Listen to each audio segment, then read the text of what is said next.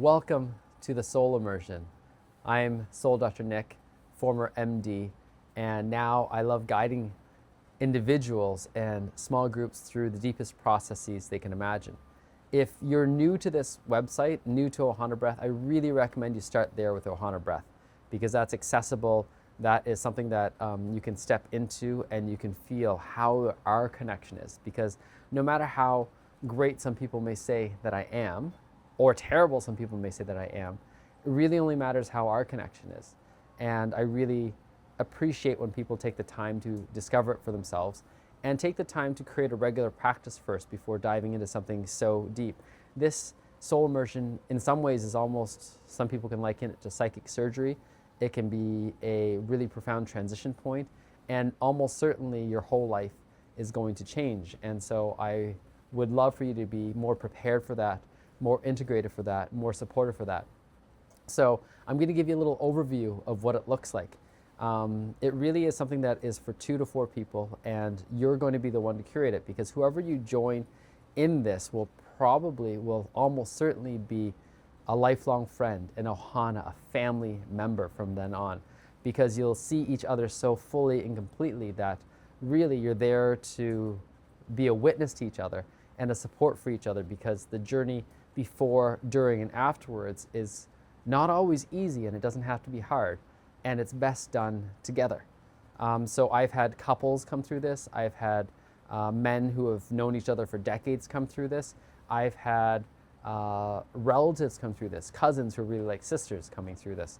And in every case, the bond strengthens.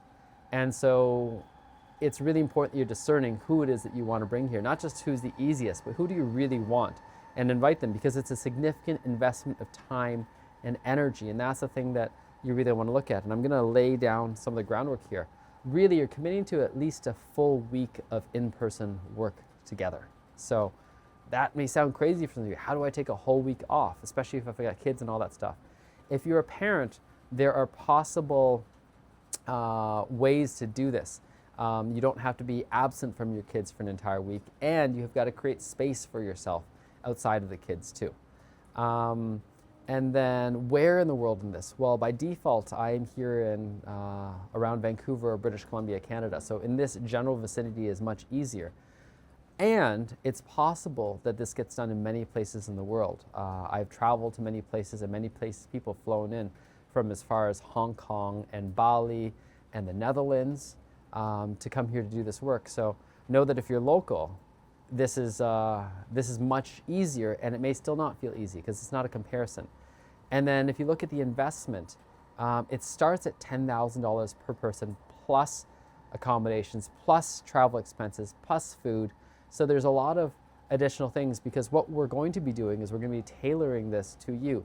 What I've done is I've had so many amazing teachers, practitioners, modalities, and depending on what it is that you're looking at, what you're going through, will help to curate the modalities that are best going to serve you, because it's not to do everything possible, it's to do what is most meaningful to you. And to give you an example, some people come in, I've had people come in with very advanced cancers, or with relationship breakdowns, or businesses that are looking for that next level of leadership. And what each person requires is based on where they're coming from, whether they're completely skeptical, whether they're completely embracing of it, whether they're connected with their body or disconnected. And I have some of the best people in terms of the, you can call it massage space or bodywork space, to connect you with your body, from the esoteric connecting with your soul, from the yogic space as well, yoga, from the different, we can call them almost laboratory things, technologies that are really helpful, that you may not be aware of, or even if you're aware of, don't know how to put all together, to prepare you for the deepest, most profound journey that you can create for yourself. And it's not that I'm better than or worse than anyone else. Rather, by spending this much time together in preparation, and it's preparation, it's nourishment, because you're nourishing yourself so much that what you thought you came here to fix may already be resolved. And then you can take a look at, where do I want to actually celebrate? Where do I want to actually explore?